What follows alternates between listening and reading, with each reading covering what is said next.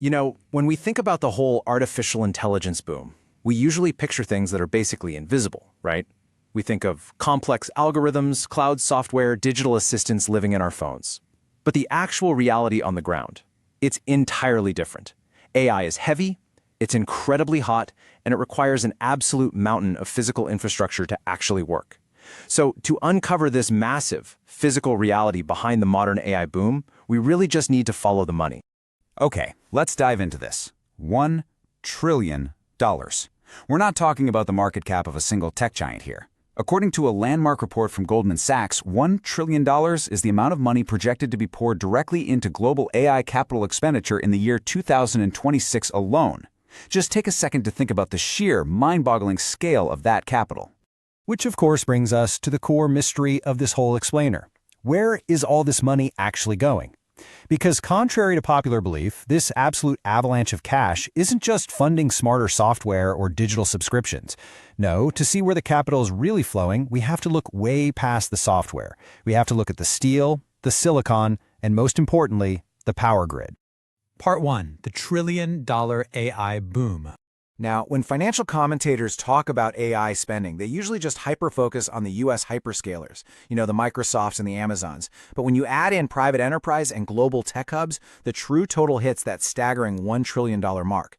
To really put the speed of the scale up into perspective, just look at the US. AI investment is projected to hit nearly 1.8% of the total gross domestic product in 2026. And by 2028, it surges to 2.8%. We are quite literally watching a massive reallocation of capital happen in real time. And this brilliantly illustrates why this isn't just your typical corporate spending cycle. This surge in AI investment, it mirrors civilization-level technological shifts. We are looking at a physical build-out comparable to the massive expansion of the electric grid back in the 1920s, or laying down the early internet telecom networks in the late 1990s. It is entirely foundational. Part 2. Where is the money going? So if $1 trillion is moving through the global financial system to build this new foundation, where exactly is it ending up? Well, the capital is heavily fractured across physical infrastructure, not just intangible cloud software. The money is flowing intensely into compute and semiconductors, data infrastructure and cooling, and, absolutely critically, the energy grid. The vast majority of this early capital is flowing straight to chip designers and foundries, because every single AI data center needs high-density GPUs to train and run these models. But here is the catch. These modern computing clusters generate immense, staggering amounts of heat. Traditional air conditioning, it just doesn't cut it anymore. So huge amounts of money are rapidly shifting into entirely new physical realities. We're talking specialized liquid cooling systems, massively complex server rack integration, and just a colossal real estate footprint to house it all. Part 3. The hidden AI bottleneck, energy. All of this physical infrastructure builds up into a singular, vital reality. The staggering amount of energy required to run these cooling systems and high-density chips is acting as the ultimate speed limit for the entire AI industry. As the analysis notes, the energy grid is, quote, the bottleneck no one saw coming fast enough. Because think about it. You can have all the advanced GPUs in the world, but without the electricity to actually turn them on, you literally just have a really expensive, empty warehouse.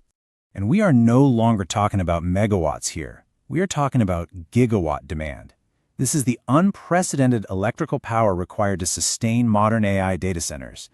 Because of this massive demand, the future of cutting-edge software is now fundamentally tethered to heavy industry and utility capacity. Almost overnight, AI has become a very physical, highly energy-intensive business. So the crucial point is that utility companies, nuclear energy operators, and clean energy providers are suddenly right at the dead center of the AI boom. Tech conglomerates are desperately trying to secure uninterrupted power. They're handing out massive, long-term contracts to these energy providers just to guarantee that their future data centers will actually be able to turn on. Part 4. Wall Street's trillion-dollar debate. Naturally, all of this heavy, physical spending brings us to a critical crossroads. Wall Street is currently locked in a fierce, totally objective debate. Is this massive build-out actually going to yield a return on investment? On the bull case side, analysts argue that this spending is simply mandatory. Underinvesting right now means risking your core software dominance forever. And honestly, the hardware indicator shows zero signs of slowing down. But on the flip side, the bear case worries about where the actual revenue is coming from today. They point out that companies might just be cannibalizing their traditional cloud budgets to pay for AI without really creating any net new revenue streams. In fact, the bears point to a really stark reality from Goldman Sachs economist. Despite this massive reallocation of global capital, AI spending's direct net contribution to broader GDP growth this year is incredibly small. We're talking only about 0.1 percentage points. So why is that GDP contribution so low? Well, largely because a huge portion of this highly expensive equipment is imported, which offsets domestic growth calculations. Plus, corporate budgets are mostly just shifting around internally rather than actually expanding. For the broader economy to truly feel it and, to justify $1 trillion a year, the actual revenue from end-user AI applications has to accelerate. At the end of the day, the software eventually has to pay for these massive energy and hardware bills. Part 5. Key takeaways for the future. Now, what's really interesting about this is how you actually navigate a market suddenly constrained by physical power limits. First, you follow the infrastructure. The companies selling the pickaxes, the energy providers, and the chip makers, they are pulling in real, concrete revenues today, while the pure software apps are still kind of finding their footing. Second, watch corporate earnings for sequential revenue growth. Investors are definitely no longer giving a free pass just for spending money on AI. And third, monitor those power bottlenecks. Energy capacity is the ultimate metric for how fast this industry can actually scale.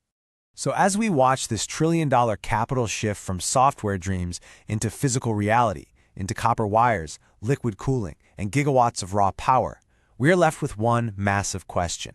Is this the beginning of an unprecedented productivity boom that will completely redefine our economy? Or are these hard physical energy constraints going to force a massive tech budget reset